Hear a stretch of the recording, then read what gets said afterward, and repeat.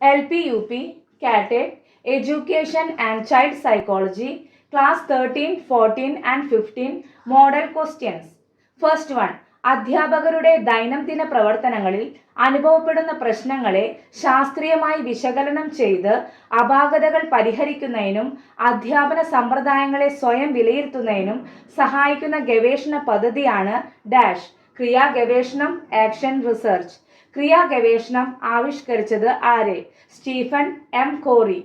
ഒരു ക്ലാസ്സിലെ ഒരു കൂട്ടം കുട്ടികൾ തുടർച്ചയായി ഗണിതക്രിയകൾ ചെയ്യുന്നതിൽ ബുദ്ധിമുട്ട് നേരിടുന്നതായി അധ്യാപകന്റെ ശ്രദ്ധയിൽപ്പെട്ടാൽ ഏറ്റെടുക്കാവുന്ന പരിഹാര മാർഗമാണ് ക്രിയാ ഗവേഷണം.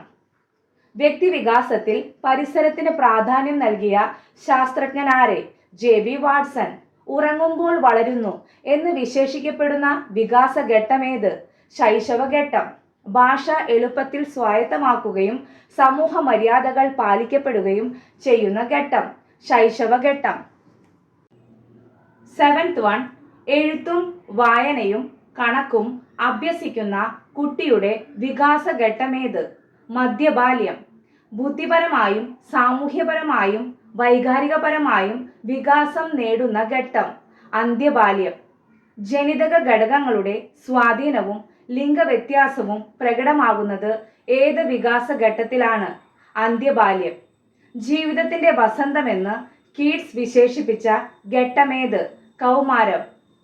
Thank you.